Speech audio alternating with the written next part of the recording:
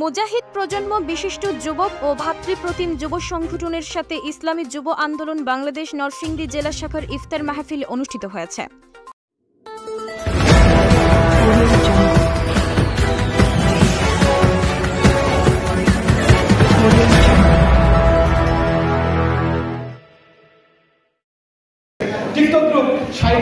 ইসলামী আন্দোলনের পরিচ্ছন্ন রাজনীতিতে ইসলামী আন্দোলনকে কলুষিত করবার জন্য ক্ষমতার বাতাস, ক্ষমতার মোহ অনেক কিছু কিন্তু দেওয়া হয়েছে। ইসলামী আন্দোলনের সাথে কিন্তু পথভ্রষ্ট হয়ে গেছে। সুতরাং আমি এখান থেকে আপনাদেরকে মেসেজ দিতে চাই, আগামীর পথ চলায়, আগামী বাংলাদেশ গড়বার জন্য ইসলামী আন্দোলন বাংলাদেশ একটি কার্যকরী শক্তিশালী ভূমিকা পালন করতে পারবে। যুব আন্দোলন বাংলাদেশ অগ্রণী ভূমিকা পালন করবে। আজ নরসিংদীর গ্যালাক্সি রেস্টুরেন্টে ইসলামী যুব আন্দোলন বাংলাদেশ নরসিংদী জেলা শাখার ইফতার মাহফিলে বিভিন্ন রাজনৈতিক ও পেশাজীবী যুব সংগঠনের নেতারা অংশগ্রহণ করে। প্রধান অতিথি হিসেবে উপস্থিত ছিলেন ইসলামী যুব আন্দোলন বাংলাদেশের কেন্দ্রীয় সভাপতি আতিকুর রহমান মুজাহিদ এবং প্রধান বক্তা হিসেবে উপস্থিত ছিলেন ইসলামী যুব আন্দোলন বাংলাদেশের সাংগঠনিক সম্পাদক মাওলানা আরিফ বিন মেহেরউদ্দিন। আজ বিকেল ৩টায় ইসলামী যুব আন্দোলন নরসিংদী জেলা শাখার সাধারণ সম্পাদক এম মাহমুদুল হাসানের সঞ্চালনায় অনুষ্ঠানের সভাপতিত্ব করেছেন ইসলামী যুব আন্দোলন নরসিংদী জেলা সভাপতি মুফতি সাইদ আহমেদ সরকার। এ সময় বক্তারা বলেন, রমজান আত্মশুদ্ধি ও তাকওয়ার মাস। এটি কেবল উপবাসের জন্য নয়, বরং আত্মশুদ্ধি, মানবিক মূল্যবোধ ও ন্যায় বিচার প্রতিষ্ঠার মাস। বর্তমান সংকটময় পরিস্থিতিতে আমাদের দেশকে সঠিক নেতৃত্বের দিকে নিতে হলে যুব সমাজকে এগিয়ে আসতে হবে। এ সময় উপস্থিত ছিলেন মুজাহিদ প্রজন্ম বিশিষ্ট যুবক পেশাজীবীদের মধ্যে তরুণ আইনজীবী, উদীয়মান শিক্ষাবিদ, সাংবাদিক, উদ্যোক্তা সহ আরও অনেকেই। আমাদের হাজার বছরের সংস্কৃতি ইসলামের সংস্কৃতি, আমাদের হাজার বছরের সংস্কৃতি তারাবির সংস্কৃতি, ইফতারের সংস্কৃতি, সাহারির সংস্কৃতি।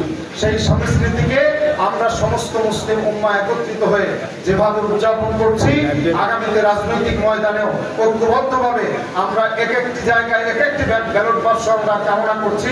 ক্ষমতার মসনদেও আমরা ঐক্যবদ্ধভাবে ইসলামী আন্দোলনকে, ইসলামী শক্তিকে আমরা ইনশাআল্লাহ প্রতিষ্ঠিত করব।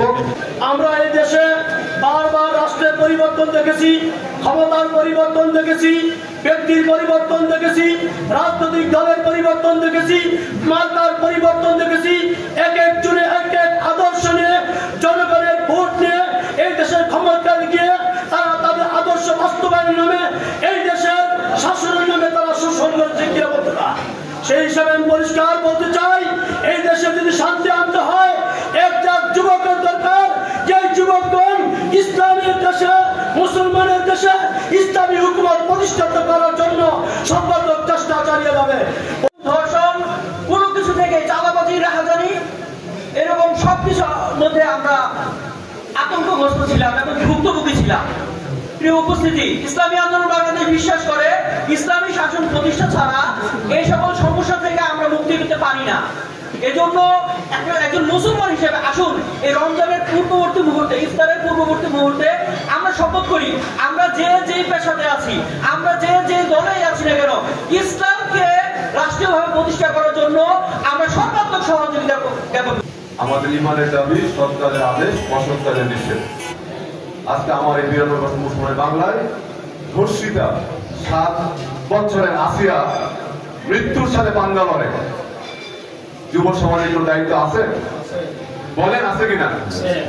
আজকে বাংলাদেশে অত্যাচারিত যুব এমন পর্যায়ে চলে গেছে, মাজলুমের হাহাকার, দেশের আকাশ বাতাস ভারী হয়ে আছে। ঠিক কিনা বন্ধুরা আমার? এই পর্যায়ে আমাদের ইমানের কোনো দাবি আছে কি নাই? ইমানের দাবি, আমার কালেমার দাবি, সৎ কাজের আদেশ, অসৎ কাজের নিষেধ।